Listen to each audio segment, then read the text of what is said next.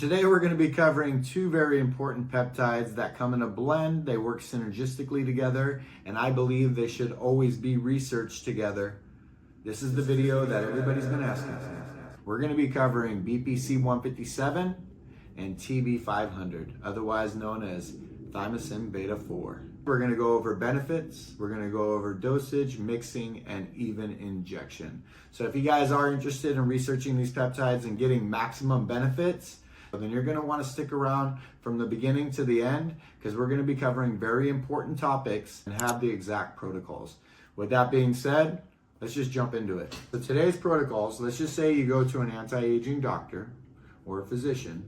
What they would go off, give you the protocol for these peptides, is they'd go off your age, they'd go off your physical health, and that if you're going into surgery or if you just had surgery. That's from a clinical standpoint.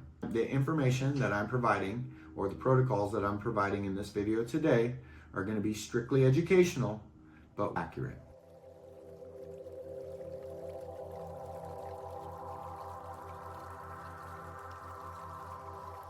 Whenever you're doing these peptides, just so you know, you always research them in equal parts.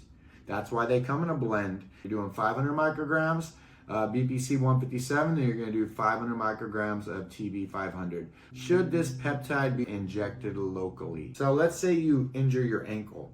If you try to inject peptides down by your ankle, there's going to be very, very limited blood supply. So it's going to be a waste of money and a waste of peptides, because these peptides work systemically, which means they go through the bloodstream and will attack or target the inflamed area, but they need blood flow to get there.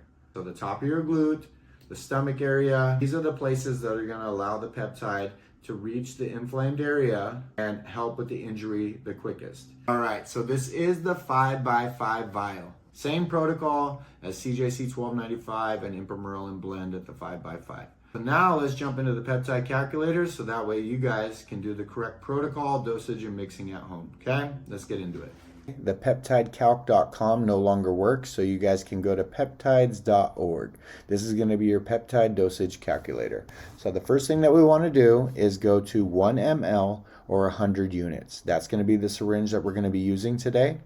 I know that this blend is still only 5 milligrams.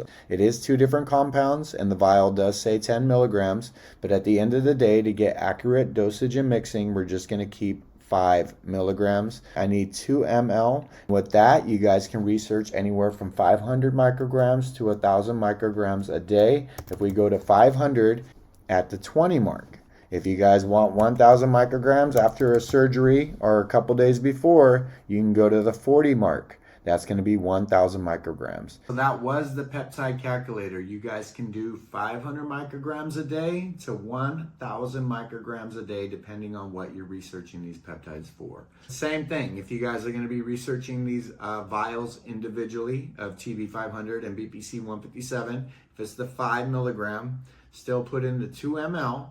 And just if you extract to the 20 mark, that's going to be 500 micrograms. And if you extract to the 40 mark, that's going to be 1,000 micrograms if you're researching them individually. Just a reminder, always research them in equal parts. So 500 and 500, 1,000 and 1,000. Going into surgery, 1,000 micrograms a few days before surgery, and then you can do 1,000 micrograms 2 to 3 weeks every single day after your surgery. After that 2 to 3 weeks, you can start to taper down and start to do 6 days a week, 500 micrograms. But you can research that for another 2 weeks to a month. If it's really bad and you're still taking a little bit longer to heal, 60 days is usually the sweet spot. Tendons and muscles heal a lot quicker than ligaments. Ligaments really don't have much blood supply, so when you do inject, because of the very poor blood supply, it does take longer. Studies have shown TB 500 is actually supposed to help with enlarging the hair follicle, allowing for thicker, fuller hair, nice hair, gut health, skin health, total repair of cells, muscle strengthening, reduced risk of injury, enhanced immune system, liver protection, muscle and tissue growth, increase endurance, increase strength, reduce inflammation, accelerate post-injury, very important, wound healing, slow progression of disease. Slows progression of disease Cancer, diabetes, Alzheimer's, all these things we're finding out is all due to inflammation. So these peptides help with inflammation. So maybe in the future, who knows, we'll be able to find out if they really do help with the slowing progression of cancer and cancer cells. Peptides are incredible, just amino acids. Say you want the anti-aging benefits. Let's say you want the muscle growth. Let's just say you want overall inflammation to go down. You can do 500 micrograms every day for up to 30 days, even a little bit longer if you want. But it's all working on a cellular level with inflammation. After 30 days of 500 micrograms, you can take time off and then you can start this back up again. That's gonna be better for your wallet anyways, because this blend is very expensive. I know people take the oral of BPC 157 pretty much daily. BPC 157 can be taken orally, but unfortunately TB 500 can only be done subcutaneously.